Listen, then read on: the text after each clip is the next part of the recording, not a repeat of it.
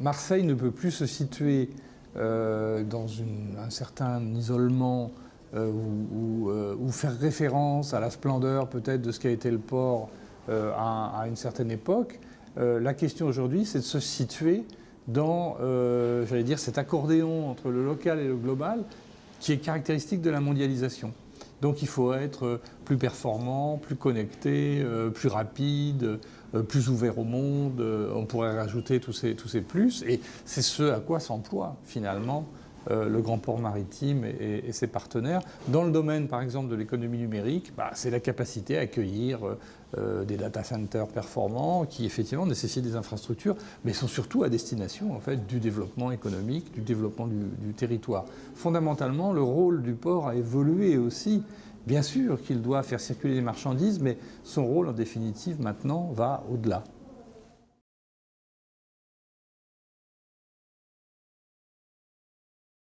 Toutes ces dimensions, non seulement sa dimension, comme ça a été très bien évoqué ce matin, de port avec des bateaux, des marchandises, mais aussi le port numérique, si j'ose dire, avec ses tuyaux à travers l'entreprise Interaction, mais d'autres, les câbles, c'est-à-dire toute cette économie qui se crée autour d'un port, c'est-à-dire une arrivée de flux et des départs ailleurs.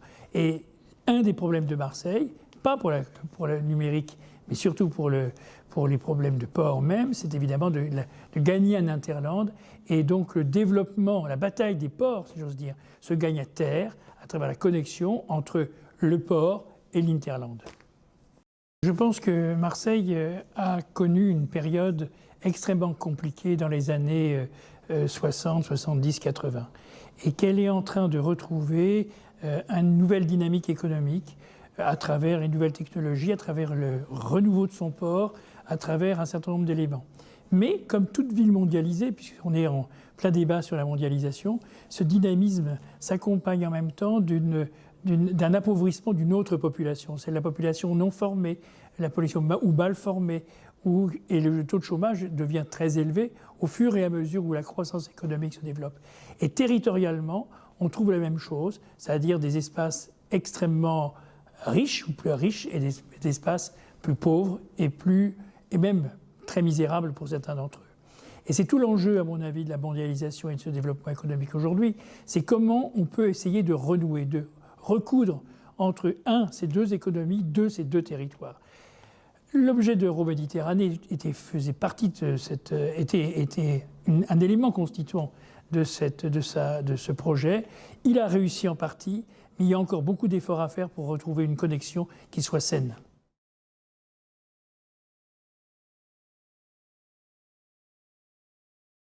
Interaction est un acteur d'infrastructure. Nous construisons des data centers à travers toute l'Europe depuis un peu plus de 18 ans, dans toutes les capitales économiques, ou plus exactement dans les hubs de connectivité. Et donc, à Marseille, nous avons investi depuis 3 ans, massivement, plus de 200 millions d'euros, pour construire 3 data centers.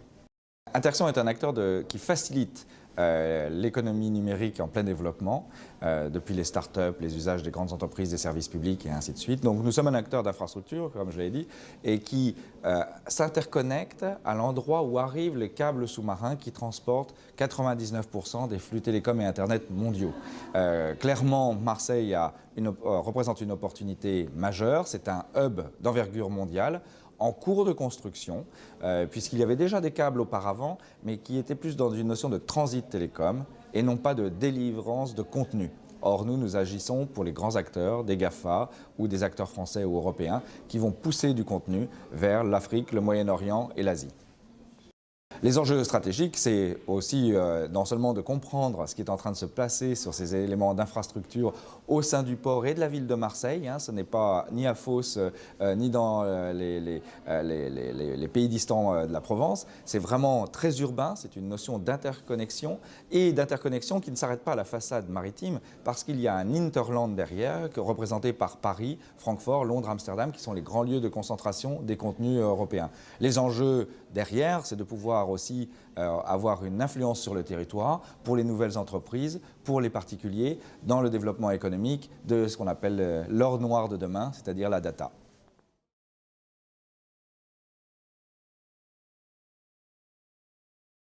De tout temps, le port de Marseille a été un carrefour portuaire absolument majeur dans les échanges mondiaux et c'est sa situation géographique qui fait de lui un point incontournable dans les échanges d'hier et les échanges de demain.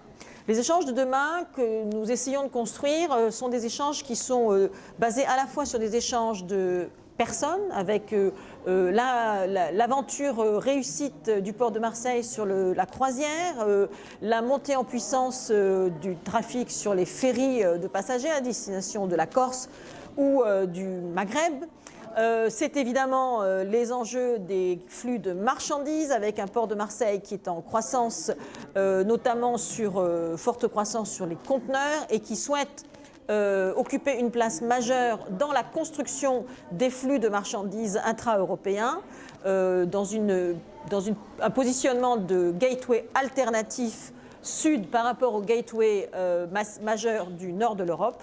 Et enfin, les échanges de données, puisque la proximité et l'arrivée à Marseille d'une concentration énorme de câbles sous-marins transportant de la donnée en provenance de Chine, d'Asie, d'Inde, des Émirats, de tout le Golfe Persique, fait de Marseille une place du numérique forte demain, avec des acteurs d'infrastructure qui se positionnent à Marseille et sur les zones du port pour être présents dans cet échange de données où Marseille joue une place et jouera une place centrale. Donc tous ces éléments sont les enjeux de ce que nous souhaitons construire avec le Smart Port. Smart Port, qu'est-ce que ça veut dire? Smart Port, c'est une initiative du territoire où le Grand Port Maritime de Marseille est accompagné de la Chambre de commerce et d'industrie, d'Aix-Marseille Université, des collectivités locales pour construire l'armature et la vision du Smart Port. Alors un Smart Port, c'est un port évidemment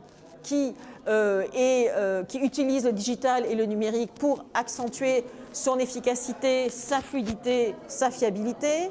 Le Smart Port, c'est aussi un port qui est vertueux en matière environnementale, avec des initiatives sur la synergie de l'économie circulaire, avec le traitement des nuisances, qu'elles soient des nuisances d'émissions de fumée ou des nuisances sonores, avec la mesure de ces nuisances, avec évidemment une politique favorisant le report modal massifié pour enlever des camions des routes et faire en sorte que les échanges et les flux de marchandises se fassent avec des échanges sur le fluvial, puisque nous bénéficions d'une liaison privilégiée avec l'axe Rhône-Saône, mais aussi sur le ferroviaire dans une vision nord-sud et est-ouest des échanges européens.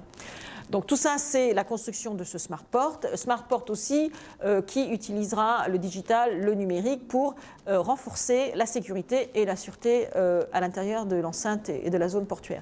Donc tous ces challenges, tous ces enjeux sont les enjeux du port de demain.